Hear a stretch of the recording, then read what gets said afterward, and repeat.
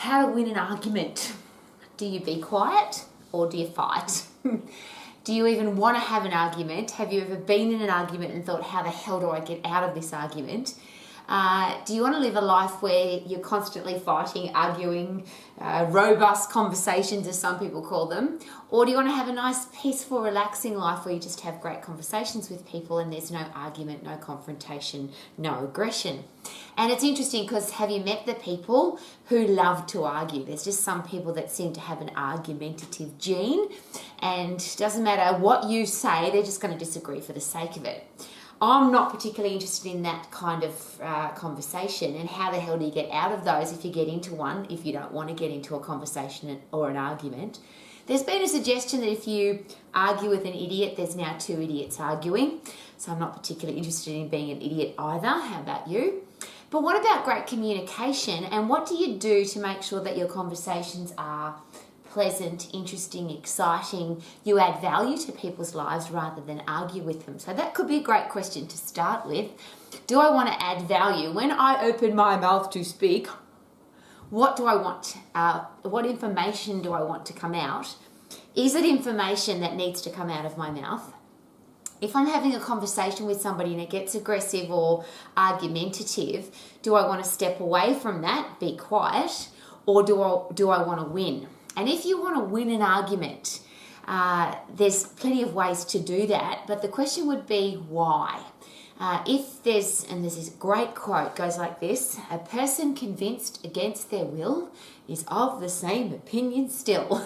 So you might win the argument and you might get your point across, and the other person might not have anything else to say, but does it really mean that you change their mind? If you do want to change their mind, you do want to add information into somebody's life that could make their life better, how do you do that without causing an argument? So there's a lot of things that, for me, communication is just such a special, exciting, interesting web of different things to consider. But there are some really awesome tools that, because I study communication, because I want to, and that's probably the underlying question, do you want to be able to communicate effectively? Do you want to be able to get your message across? And if you do want to get your message across, how do you do that? So there are behavioural scientists, there are psychologists and psychiatrists, neuro-linguistic programmingists, I don't think there's such a word, but there's the study of excellence in communication. And there's the people who you meet who you really want to talk to and they're really interesting to invest time with. And there's other people that you go, nah, don't want to spend too much time there. So why is that? So when you have a look at all of those different experts in the area of communication, what do you do to make sure that you're communicating effectively? And that's what I've always wanted to do. So from a business point of view, if you are aiming to have a great career path, if you're a parent, if you're a teacher, if you're a coach, if you've got to get information across, how do you do that without confrontation, without argument, and do you actually need to get your point across? So the first question is that, what am I opening my mouth for? Am I opening my mouth to add value? And if I'm opening my mouth to argue, I'm opening my mouth to get into a disagreement, is it possible that I have to understand the consequences of that? So if I go into a conversation trying to get my point across, do I need to accept the fact that the other person might have a different point of view to me and that we might get into an argument? So that's a really great fundamental question. Do I want to get into this conversation? You might be in a situation where you have to. So you've got to deliver information to people. It might be because you are a coach, a parent, a teacher, you might be a preacher, a boss. You've got to deliver information, and it could, there's a better question, is it possible that whatever information you deliver, there will be people that disagree with you? So what do you do if they then start to argue? So the first question is this: is it better, if you want to get your point across, to deliver information, preach, teach, tell, talk, or could it be better to ask questions? And that in itself is a communication tool, and is something I'm really conscious of all the time. If I make a statement, is it possible that the other person can automatically disagree? Because I've laid something down, the person then can either agree or disagree, and I have to accept that they could disagree if I make a statement. But if I ask a question, what happens then to our ability to communicate without argument? And it's just a really special tool that I've been given, and I would like to give it to you as a gift. I've not met very many people who are very good at this, because we often, or have you noticed, that most people deliver information. But if somebody asks me a question, and this goes to the fundamentals of humankind, of human behaviour. When we were little kids, when we first started to learn how to talk, whoever taught us said to us, answer the question. If somebody asks you a question, you need to answer the question. It's kind of like a programming of human behaviour. Ask a question, give an answer, ask a question, give an answer. And you might even remember when you're a kid and your parents might have said to you, the lady's asked you a question, answer her question. So we are designed as humans to answer a question, which means then in communication, could it be possible that we could use that as a very effective tool, so that if we ask a question, the person's going to have to answer the question. If somebody asks me a question, which is the reverse of that, I'm also programmed as a human to answer the question. But could that get me into trouble? And from a communication point of view, there's that really special question, which is, why did you ask me the question? So if you want to pop that into your toolbox, it could be very helpful. And I would go one step further and say, if it's in your toolbox and somebody asks you a question, could it be a good idea to ask that question every time? Why did you ask me the question? Is it possible that a lot of arguments start because somebody makes a statement, you're not sure why they made that statement, or somebody asks you a question and you're not sure why they asked you the question, so you respond based on what you think, and that's how the argument starts. So if somebody says to you anything in a question format, our natural behaviour as a human is to answer the question, yeah? But what if we don't? What if we simply respond with, great question, why did you ask me the question? Is it possible that we might learn more about whatever that person wants to deliver to us, so that we can actually communicate more effectively? So number one is, every time you go to make a statement, what if you think in your headspace, how can I turn this into a question rather than a statement? Is it possible that if you are constantly thinking about how do I turn this statement into a question, that you would then have to stop and think, which means your communication would slow down? Is it possible that a lot of arguments start because we respond or react really quickly without giving it any thought? So if you don't want to have arguments with people, and you don't want to have confrontation, and you do want to get your point across, could it be a really good idea, rather than make statements, to ask questions? And then if somebody asks you a question, respond with, great question, why did you ask me that question? And could that give you more information? So there's two things there. The two parts is questions versus statements. And if somebody asks you a question, why did you ask me that question? If we are constantly thinking about how can I turn this into a question, and I'll use some examples. If you're a parent, a teacher, a coach, you're in education, you want to get your point across.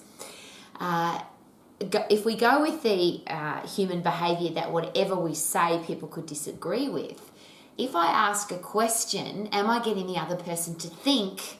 And remember, the human behaviour for them is that they need to respond, or they'll feel like they need to answer the question, versus statements mean, oh, well, I want to disagree with you. So, and I'll use as an exercise professional, I'll use some interesting examples. I could tell somebody that that's a dangerous exercise. I could say, don't do that, it's a bad exercise. But I don't know that that person, they might be in love with that exercise, it might be their favourite exercise, they might have been doing it for the last 25 years and it's never hurt them. And because I've made a statement, they then go, boom, and argument happens, because they're going to disagree with me. Well, what? It's not a dangerous exercise. I've been doing this for the last 25 years. Hasn't hurt me. Look at the size of my muscles. Look at my ripped abdominals. This is a great exercise. And now, if I disagree with that, we're in an argument. I'll just go as a simple, separate side note. Could life be just too bloody short to get into arguments like that? If somebody really loves to do an exercise, why not just let them do it? So and I'll rephrase that, because often when you see somebody doing an exercise that you think might hurt them, you want to tell them don't do that because you think it might hurt them. But the example I always use is if you see somebody smoking or taking drugs or doing something dangerous, you probably, particularly if you're a parent or a coach or a teacher, you'll probably want to say, don't do that, it's going to hurt you. But again, as soon as I say don't do that, I've got a statement, and if the person really wants to be doing that, I might get into an argument. And if you go up to somebody who's a smoker, for example, and you say, don't smoke, it's bad for you, is it possible that that could be quite an interesting argument? And does that adult have the right to smoke? And that's probably the really interesting question. Whatever people are doing, do they have the right to do it? Now, I get that you might really care about them and you don't want them to smoke, or you don't want them to drink too much, or you don't want them to take drugs.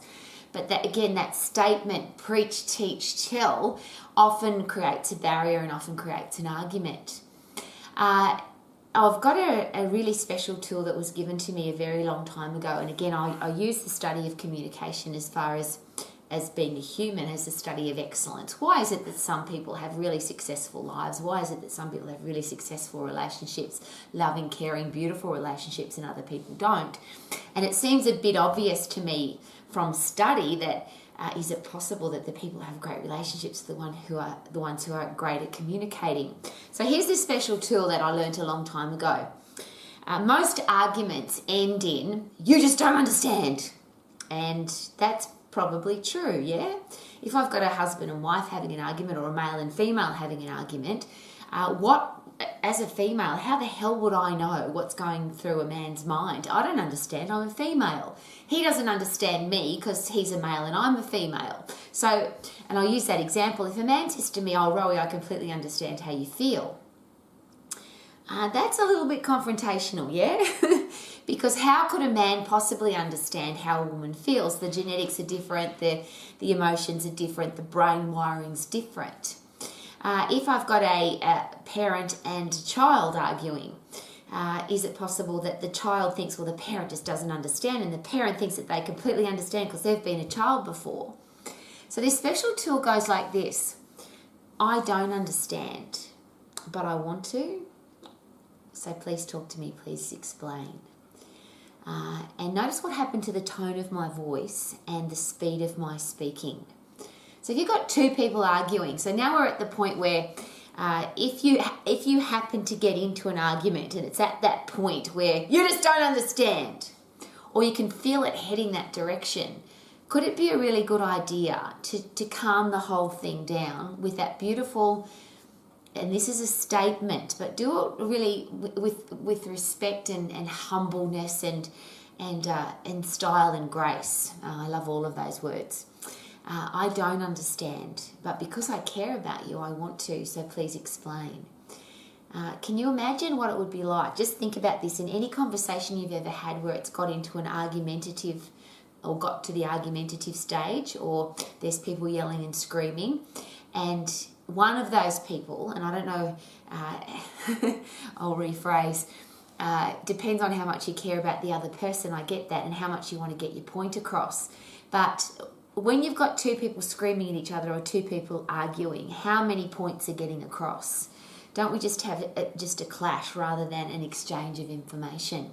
So if there's two people yelling and one person says really beautifully and calmly, hey, you're right, I don't understand, but I want to, so please explain, please talk to me.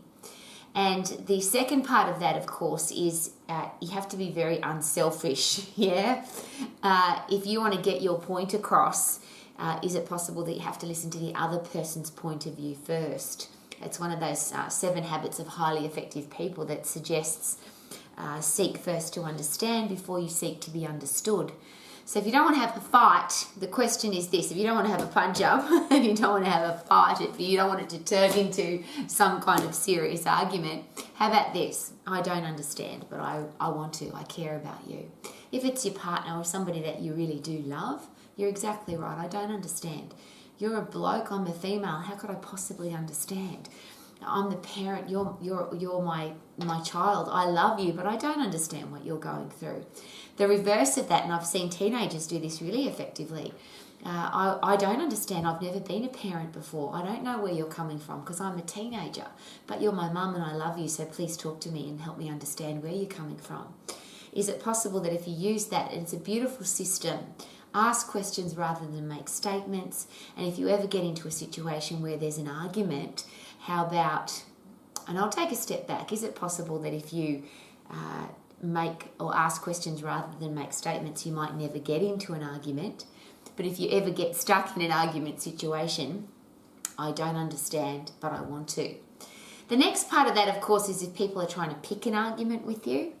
And have you noticed that that seems to happen quite regularly lately? It might be on social media, it might be some kind of post, and people just, does it seem that people are trying to, or they make statements to try and press your buttons? And I always ask this question, if there's a button to be pressed, it means that there must be a wire at the back of it connecting that button to some kind of electrical impulse. So somebody presses your button and you go zzz, then obviously there's a connection there, an emotional connection that you have now responded to their button pressing. So here's a great question. What if you disconnect the wiring? So if somebody's trying to press your buttons, how about cut off the wire and go into logical brain rather than emotional brain? And again, if somebody's yelling at you, you could yell back, but where is that going to get you? So how about this? I don't understand, but I'd love to. So please tell me what's going on with you. Could be one response. Somebody calls you an idiot. You're right. I have been an idiot many times in my life. Please explain to me why this time in particular I've been an idiot so I don't keep doing it. If somebody attacks you, accuses you, if you disagree, is it possible now we've got a clash, we've got an argument? What if you just choose to agree? It doesn't matter what they say. And I know if you've got a challenge with, I need to be respected and I need people to treat me right and I need to be right, this could be quite challenging. But the question I ask is this: why do you need to be right? If you've got an idiot accusing you of something and what they're accusing you of is completely wrong, do you have to disagree? Why not just agree? What would happen to the tension? What would happen to the challenge if you just said, yeah, you're right. I agree. I was wrong. I did that wrong. I said that wrong. I shouldn't have done that. I am an idiot. Please tell me why. The diffusing, the disconnecting of the I'm trying to rile you up, make you angry, have a fight with you. And I just, again, as another side note, if you've ever met these kind of people, sometimes people who are trying to make you angry and they want to have a fight, if you don't fight, they get even angrier. They want you to get angry as they are, so they keep pushing you. And if you keep backing, and I'm not talking about backing down and letting somebody walk over you, but is it possible that if somebody's trying to annoy you, if you don't let them annoy you, then could you be the person that is actually the winner in that situation? If someone's trying to hurt you and you get hurt, who won? If somebody's trying to make you angry and you get angry, who won? If somebody's trying to make you angry and you stay happy, ha ha ha, they will probably get angrier. But you're the person that gets to decide how you respond or react to any situation. So will there be people who try and make you angry? Of course. Will there be people that try and have an argument with you? Of course. Will there be people that criticize you, say negative things about you, pull you down? I'd like to say of course, but if you don't do anything, if you don't stand out from the crowd, if you just blend in with what everybody's doing, you might get away with living a life where nobody tries to pull you down. But if you've got anything going on in your life right now where you want to add value to the world, if you want to achieve something, if you want to have a successful business, a successful career, anything that involves standing out from the crowd, is it possible that there will be people who try and push your buttons, pull you down, talk negatively about you, criticize you? And every single person that's ever done anything with their life, whether it's been sport or music or business or created something, invented something, people that are beautiful, people that, it doesn't matter. Anybody that has stood out from the crowd will share with you very either passionately and happily or very disappointed that they've got people that try and pull them down, criticize them, gossip about them. say horrible things about them. So rather than getting into an argument, and this is a really interesting situation now, because if somebody says something nasty about you on social media, or they post something nasty about you, or they try and engage you in argument on social media, just in words, my question is always this: why would you engage in that? What kind of person says nasty things about anybody on social media? What kind of person does that? And if you respond to that, or react, even worse, remember, reaction is something that if you take a medicine and you react to it, that's not a good thing. If you get stung by something and you react to it, that's not a good thing. If somebody tries to sting you with words and you react, is it possible now that you've got two idiots arguing? So if there's people trying to engage you in horrible conversation, why would you do that? If there's somebody trying to argue with you, why would you do that? So if I wrap all of that up in a very simple, special communication package, and if I could give this to everybody in a pretty pink box, I would. If you're the kind of person like me who doesn't want to have argument, if you don't like confrontation, you enjoy conversation without arguing, then before you open your mouth to speak, could it be a really good idea just to think to yourself, what I'm about to say, is it going to add value? Just by doing that, is it possible that your conversation will slow down? If you're giving thought to the information that comes out of your mouth, is it possible that better stuff will come out of your mouth because you're actually thinking about it? Have you ever felt words coming out your mouth and you thought, I wish I could take those back as they're coming out? Well, is it possible that if we're thinking about what we're going to say before we say it, that we might say less stupid stuff? If somebody's trying to attack you, bully you, pull you down, say negative things about you, why would you engage in that conversation? And if somebody's actually got the guts to come to your face and do it, so on social media, why would you engage? But if somebody actually has the courage to come to your face and attack you with words, and of course there's a whole different thing when it's physical, but if somebody attacks you with words, if you pour petrol onto that fire, what's going to happen? So I'm a big fan of, somebody calls me an idiot, and I'm happy to say yes, I am. Many times in my life I've been a huge idiot. You're a dickhead. Yes, many times in my life I have been. I don't like you. Yeah, there's been plenty of times in my life that I haven't liked me either. Why particularly today do you not like me? And is it possible that that could diffuse the situation? Then, if you feel that you've got into some kind of argument, that special tool that goes like this: hey, I don't understand what's going on here, but I care about you. You're important to me. I love you. I do want to understand where you're coming from. So please talk to me. Notice again, my voice came down, the speed of my words came down. You've got to be genuine with that though, and you'll find that somebody that's angry, if you're being genuinely caring and gracious and kind, and the other person still stays angry, could that be a great opportunity for you to perhaps step out of that relationship, not invest time with that person or waste time with that person anymore? Could it be time to cut that relationship off? If you have an argument with somebody and there's a yelling going on, and you beautifully say, look, I don't understand what's going on here, but I really care about you, so please can we just quietly, can you share with me what's going on so I can understand where you're coming from? And that person still stays angry, then really interesting to take note of. But I will share with you very personally, this very specific communication tool, I've had many hundreds, if not thousands of people share with me how effective it's been in their personal relationships, with a boss and an employee, with a parent and a child. I had a beautiful story of a mum who shared with me that she was constantly fighting with her teenage daughter. And she said, Rowie, I would just try and get my point across because I'm the mother and she should listen. Until, on your advice, I suggested to my own self that I love my daughter and I don't understand where she's coming from because I'm not a teenager anymore. So I said that to her when we're in an argument. I said, sweetheart, I don't understand where you're coming from. I'm the mum, you're the daughter. But because I love you, I want to understand, so please talk to me. And she said it's been the most effective tool. And as she shared that with me, she had tears coming out of her eyes because she had been, in her own words, destroying her relationship with her own teenage daughter.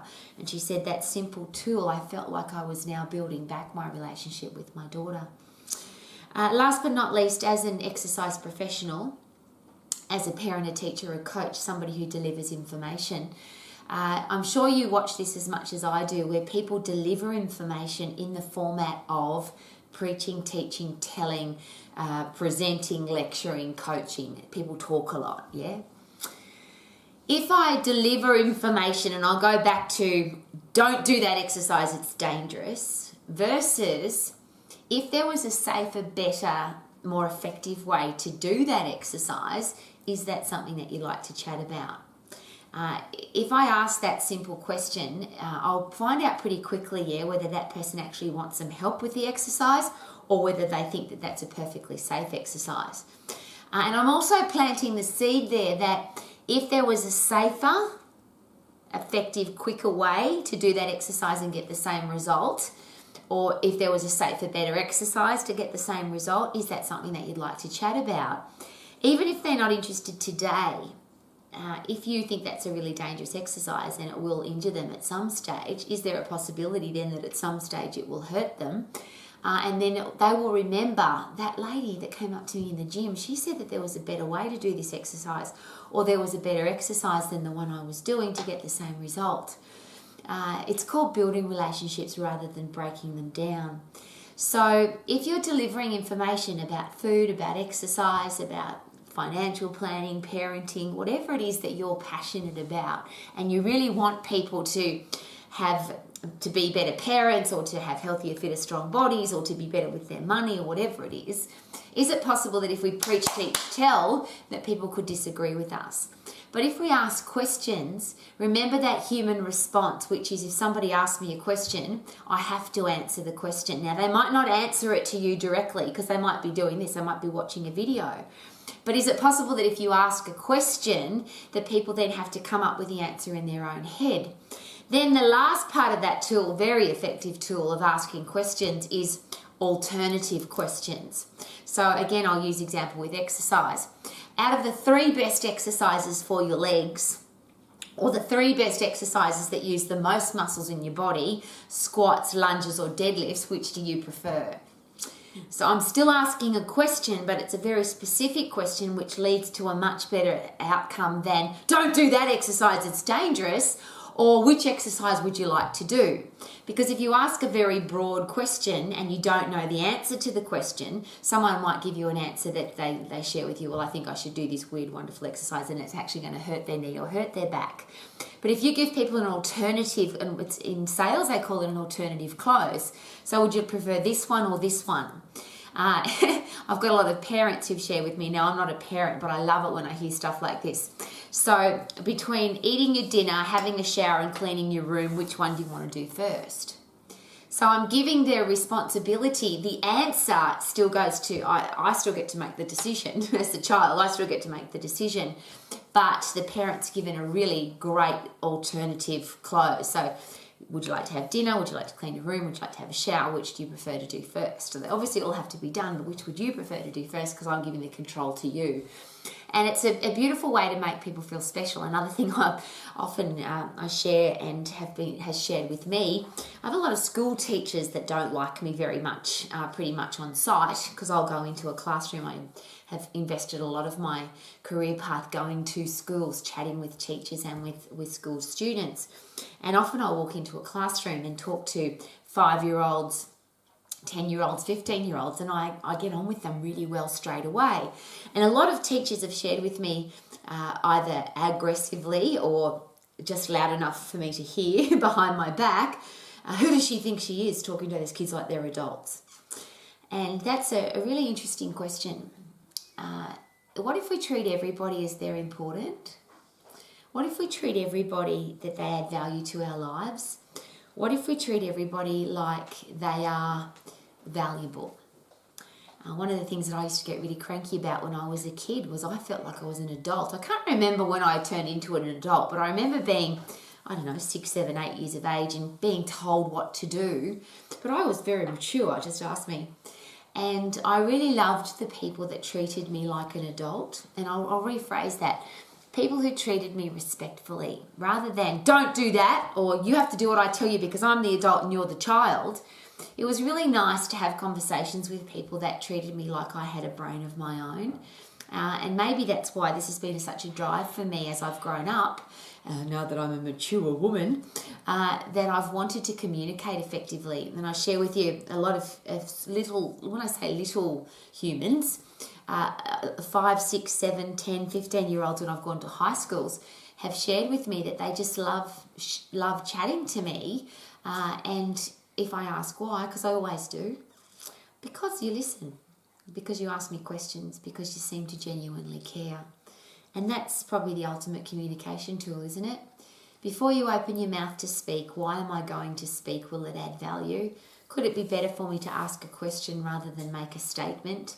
If I want to deliver great information to the world about exercise, about food, about how to be healthy, about how to be financially planned, how to have a great career, how to be a great parent, all the things that people deliver information about, could it be a really good idea to deliver it in the form of a question so that people can come up with their own answers rather than being told what to do?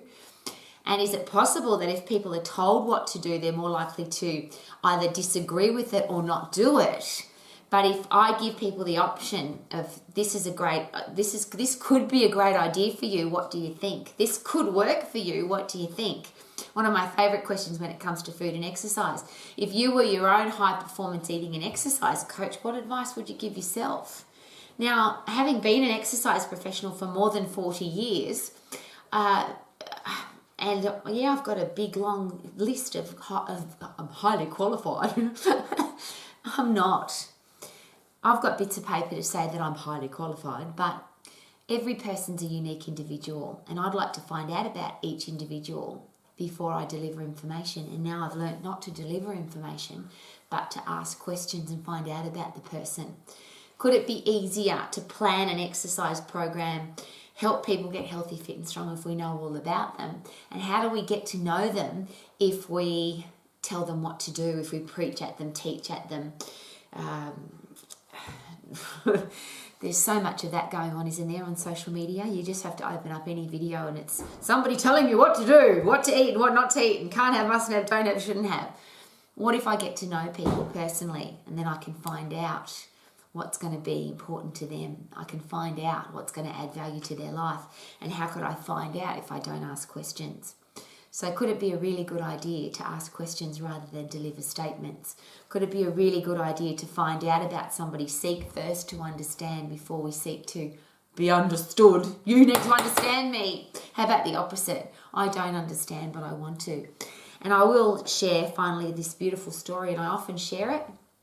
I had a lady come to my health club 9 times before she ever came in the door, and the reason I know that is because she did share that with us. She said I came to the health club, or tried to get to the health club 8 times before I had the courage to walk in the door. And she taught me so much about communication, but the biggest thing she taught me is that we never know the reasons why people are doing something. And unless we ask, and I think it's one of the biggest mistakes we make as exercise professionals, parents, teachers, coaches, is we assume. Because we've got knowledge, because we've lived a life, because we've got experience, we assume. And this particular lady she was 120 kilos and only 5 foot tall. And when that kind of person comes to a health club, we often think, well, they must be here to lose weight. And I know what that feels like, because I've walked into a health club before where somebody said to me, you're obviously here to lose weight. And that was the first thing they said to me. Obviously not particularly good at asking questions, yeah? So with this beautiful lady, the question was, why are you here? What would you like to achieve? And she said, my goal is to be able to stand up long enough to do my ironing. That's a whole different story than losing weight.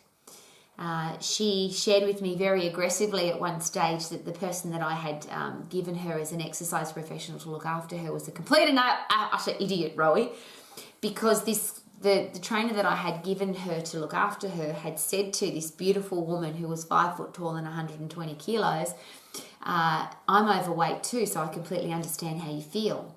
And the girl that said that was 80 kilos. And I will ask this very, very specific question. If you're 120 kilos and you're in a room with somebody that's 80 kilos, is it possible that your goal could be to be 80 kilos? There's a big difference between 120 and 80. And I know that they weren't weighing each other, but this was a particularly large lady, and this, in comparison, was not a particularly large lady. But this person said, I completely understand how you feel because I'm overweight too. I've got to tell you, that caused quite an argument. All that required was, I don't understand how you feel. I've never been in your situation. I'm not you. But I do genuinely care about helping people. So please talk to me. Please explain. And could that be a really special way to avoid all arguments? I don't understand how you're feeling, but I want to. So please talk to me. Please explain.